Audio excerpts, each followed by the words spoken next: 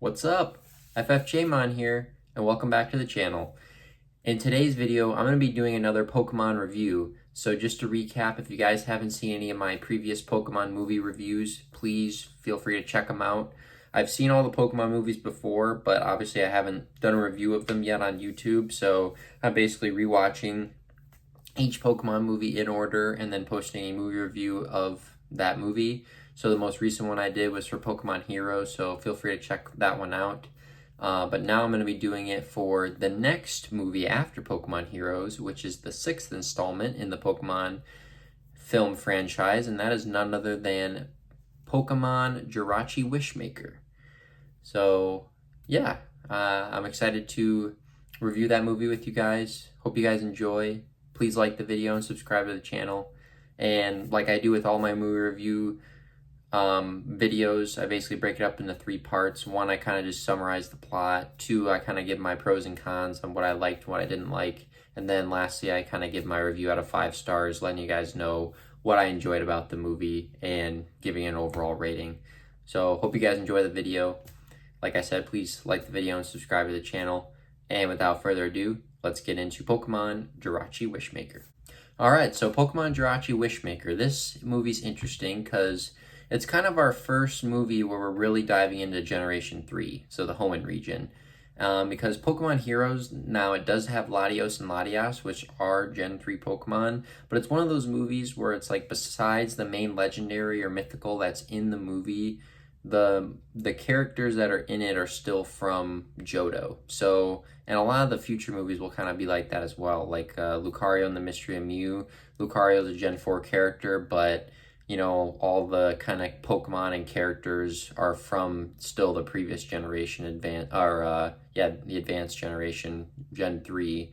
Same with like the Zoroark movie. It has Zoroark, which is a Gen 5 Pokemon, but all the characters and stuff are from like the Gen 4 era because it's kind of a movie introducing the new generation. So that's what Pokemon Heroes was, but now we're kind of one movie after that where we're kind of diving into Generation 3 in its fullest. So now, you know, instead of Ash being with Misty and Brock, now he's with Brock, May, and Max, and, you know, all the Pokemon that are in this movie are now the Gen 3 Pokemon, which is cool, because I'm going to be honest with you guys, I really love Gen 3. It's my favorite generation.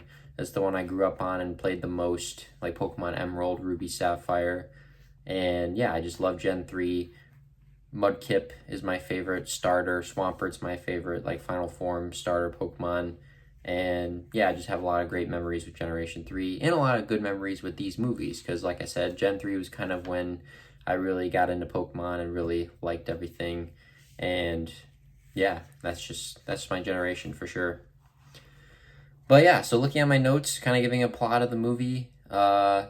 Basically, Team Magma wants to unlock Groudon's power, and in order to do that, there's this guy named Butler who they basically have like some fossilized remains of Groudon, and Butler is a scientist that works for Team Magma who ultimately wants to like resurrect Groudon for Team Magma.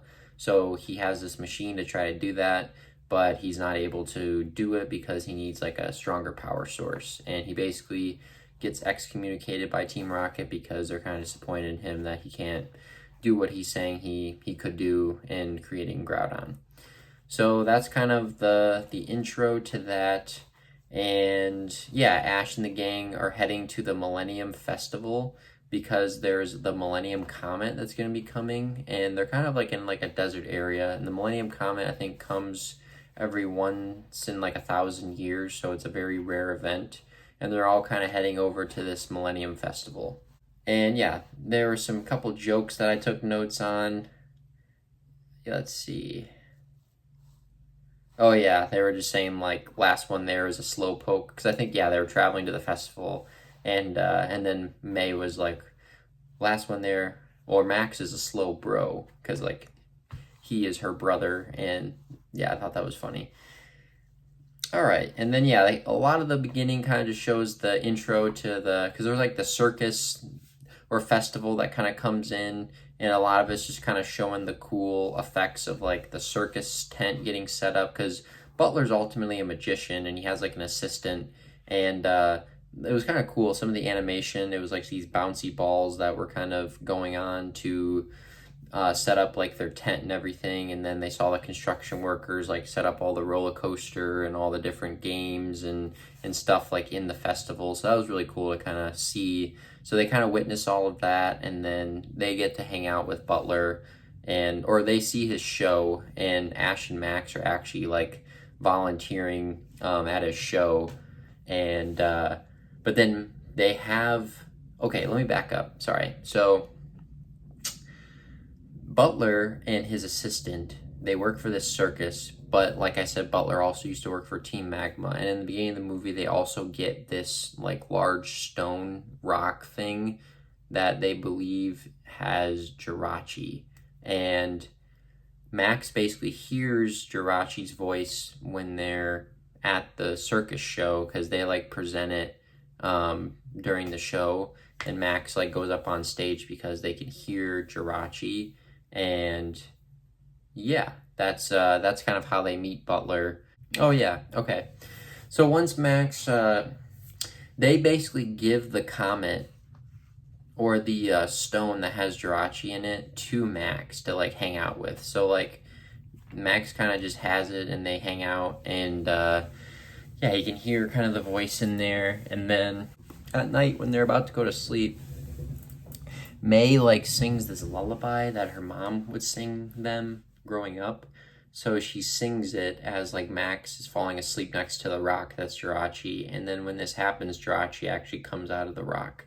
And yeah, that's basically what happens. Jirachi comes out, and then yeah, I think, oh yeah, and then while this happens, there's like an Absol out in the distance that kind of sees the flashing lights from Jirachi coming out of the rock, and he kind of senses danger and kind of starts heading toward the festival.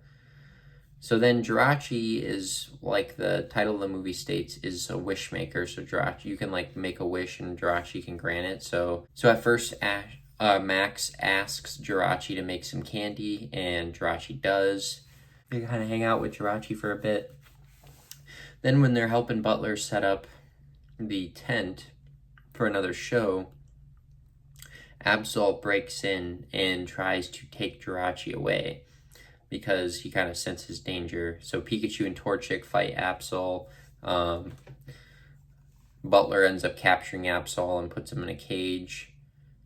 And then, yeah, and then Jirachi ends up falling asleep. And yeah, Max kind of just hangs out with Jirachi for a bit, and they become close friends. So while they are sleeping, I think, I'm trying to remember, I think Butler takes Jirachi while they're sleeping, and he ends up trying to use Jirachi to connect to his machines to then create Groudon, and then ultimately fails because the machine blew up because I think they needed to be, the machines weren't powerful enough. And then Ash and team kind of go in, investigate, see what's going on. They end up fighting Butler because they don't like what he's doing to Jirachi. And then they end up escaping with Butler's assistant, her name is Diane. Her and Butler are like childhood friends, but she doesn't like what he's doing either, and like the ambition of him trying to resurrect Groudon. So they escape and they go away with Jirachi, and they basically they escape to go back to where Butler and Diane originally found Jirachi in the valley. It's like a valley that has a bunch of greenery and kind of like a forest area, and they try to go back there to return Jirachi to its home. And I guess while they're kind of running away, Butler's Mighty Anna puts a tracking device on their van, so Butler's going to essentially like track him down and try to get Jirachi again in order for him to try to resurrect Groudon. So they run away, they kind of go camping and hang out. Max is sad because he knows eventually that he's going to have to depart from Jirachi when they drop him off again and in the valley. And then once they kind of get to the spot, Butler ultimately has a trap laid out and basically captures Jirachi, and Yeah, but then they find out too, I think they found out before they met Butler again, that Jirachi actually provides energy to the whole valley. So when Jirachi, Jirachi's only alive for a little bit, and then eventually Jirachi will fall asleep, but then all the energy that Jirachi, so I think Jirachi wakes up, the Millennium Comet, like when the Millennium Comet comes, and then eventually I think Jirachi absorbs all the energy from the comet, and then once Jirachi then falls asleep, then Jirachi uses that energy to then provide, energy to the valley and lets things grow and provides, good good energy and good food and water and everything like to the valley. So once Butler kind of captures Jirachi, there's a Flygon that shows up, Absol comes back, and they help the team against Butler. Butler has a Salamence, so this is really cool. That's another thing, like, I think this movie was definitely trying to showcase all the different cool Gen 3 Pokemons. You had Flygon, you had Absol, you had Salamence, all very cool Pokemon, fan favorites.